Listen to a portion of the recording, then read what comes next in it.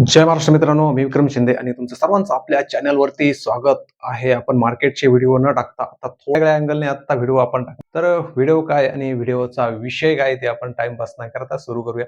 पाठीमागं पण काय काय लिहिलंय ते आणि तरी सुद्धा मी तुम्हाला एक्सप्लेन करतो. तर शेळीपालन अनुदान योजना 2026 या विषयावर आपण आज बोलणार आहोत. आणि का बोलायचंय तर सध्या शेतकऱ्यांची सध्या म्हणजे बऱ्याच वर्षापासून शेतकऱ्यांची आर्थिक परिस्थिती कायमच ढासळलेली असते. मार्केट नसतं कुठल्याही भाजीपाल्याला. त्याला का त्याला मार्केट राहतच नाही.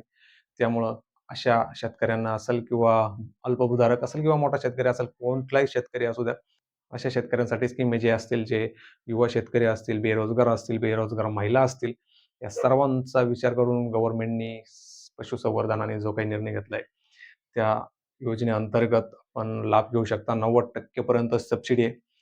भरपूर आपल्याकडे मुद्दे आहे. तर एक-एक मुद्दा आपण आता समजून घेऊ. कुठले शेतकरी अर्ज करू शकता, कुठले शेतकरी अर्ज करू शकत नाही आणि कुठल्या शेतकऱ्यांना 90% पर्यंत अनुदान आहे. हे सर्व आपल्याला बघायचं आहे. तर व्हिडिओला सुरुवात करूया. सर्वात पहिला मुद्दा येतो मित्रांनो 90% अनुदान. 90% अनुदान कुठलं आणि कोणाला भेटणार आहे? तो एक महत्त्वाचा मुद्दा आहे. बऱ्याच शेतकऱ्यांना फक्त 90% अनुदान, 90% अनुदान हेच लक्षात राहते. पण तसं काही नाही मित्रांनो. 90% अनुदान हे सिलेक्टिव्ह कॅटेगरीसाठी आहे. तसं असेल एस-सी, एस-टी आणि महिला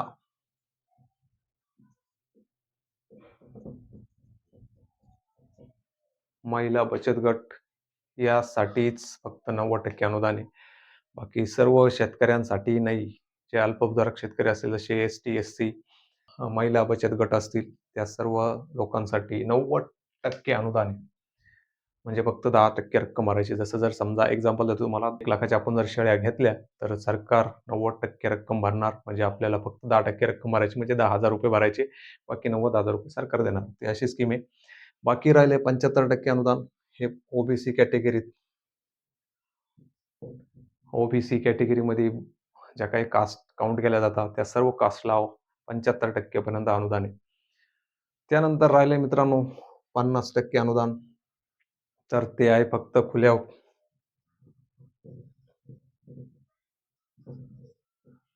खुला जो प्रवर्ग आहे त्या लोकांसाठी 50% पर्यंत अनुदान आहे.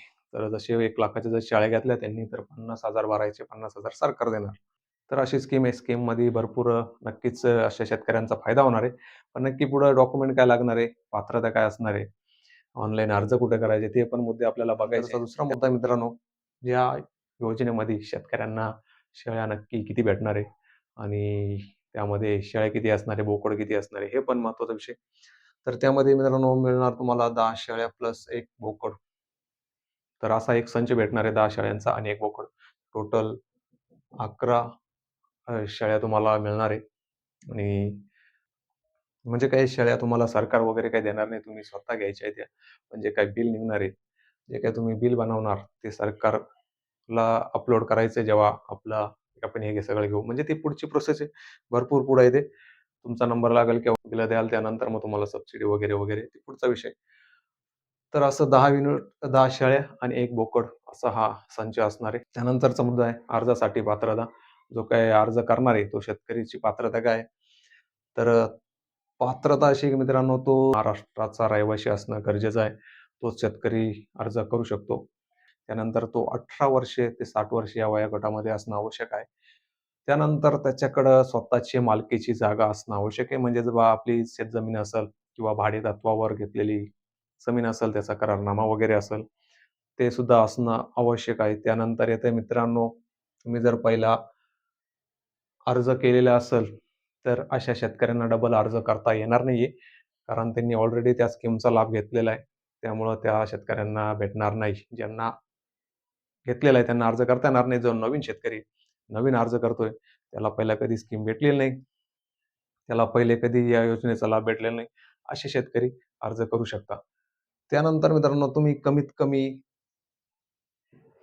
5 दिवसाचे प्रशिक्षण सुद्धा घेतलेलं असणं आवश्यक आहे. म्हणजे 5 दिवसाचं तुम्ही अ, शेळीपालन केंद्रावरती प्रशिक्षण असतं किंवा सरकारी भरपूर अशा ठिकाणी तुम्हाला प्रशिक्षण दिलं जातं. त्या प्रशिक्षणाचं तुम्हाला सर्टिफिकेट भेटतं. ते सर्टिफिकेट असणं गरजेचं आहे. त्याने असं पात्रता असणं आवश्यक आहे. म्हणजे तुमच्याकडं तुम्ही महाराष्ट्राचे रहिवासी असणं गरजेचं आहे. तुम्ही 18 ते 60 या वयोगटामधले असणे गरजेचं आहे. तुमच्याकडे स्वतःच्या मालकीची जमीन असणं गरजेचं आहे आणि तुम्ही पहिले कधी अर्ज केलेला नसावा, कारण अशा शेतकऱ्यांना परत अर्ज करता येणार नाही आणि शेवटचं म्हणजे तुम्ही 5 दिवस प्रशिक्षण घेतलेलं सर्टिफिकेट तुमच्याकडे असणं गरजेचं आहे. त्यानंतरचा मुद्दा आहे मित्रांनो, आवश्यक कागदपत्रे. त्यामध्ये तुम्हाला आवश्यक काय-काय कागदपत्र द्यायचे म्हणजे म्हणजे कुठले-कुठले कागदपत्र आपल्याला अपलोड करायचे, द्यायचे सरकारला.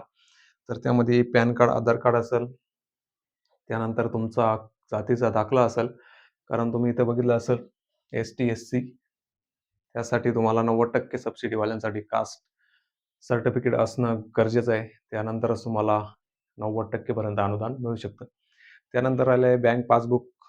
त्यानंतर तुम्ही 7-12 जमिनीचं काय असेल ते ते पण अपलोड त्यानंतर तुम्ही दारिद्र्य रेषेखालील असाल, म्हणजे अंत्योदय बी-पी-एल जे काही रेशन कार्ड असेल त्या योजनेअंतर्गत जर तुम्ही दारिद्र्य रेषेखाली असाल, तुमच्याकडे सर्टिफिकेट असेल, तर ते सर्टिफिकेट सुद्धा तुम्ही द्यायचं आहे. त्यानंतर राहिलंय तुमच्याकडे पासपोर्ट साइज फोटो.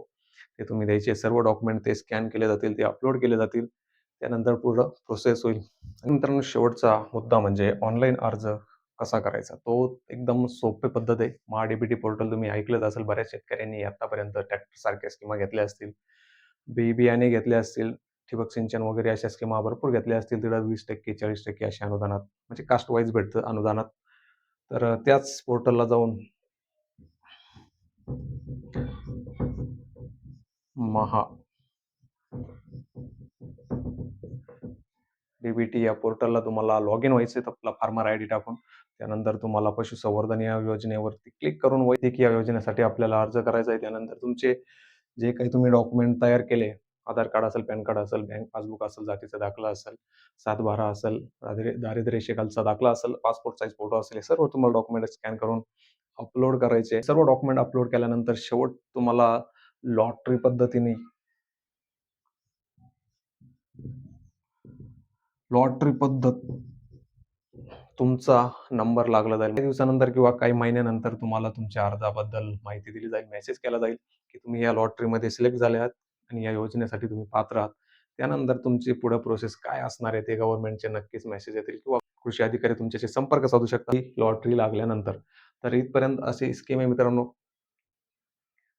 स्कीम ही जी काय आहे आर्थिक मदत, गोरगरीब शेतकरी, आर्थिक मदत ही जे बेरोजगार शेतकरी असतील, बेरोजगार युवक असतील, महिला असतील, महिला बचत गट असतील, या सर्वांसाठी ही स्कीम आहे. व्हिडिओ तुम्हाला कसा वाटला कमेंटमध्ये नक्की सांगा आणि आपल्या गरजू शेतकरी मित्रांना आणि आपल्या बेरोजगार युवक शेतकरी मित्रांना किंवा आपल्या महिला बचत गट असतील, त्या सर्व शेतकऱ्यांना आपला हा व्हिडिओ शेअर करा. असेच नवीन व्हिडिओ बघण्यासाठी आपलं चॅनल सबस्क्राईब करून घ्या आणि भेटू परत नवीन व्हिडिओमध्ये. तोपर्यंत जय हिंद, जय महाराष्ट्र.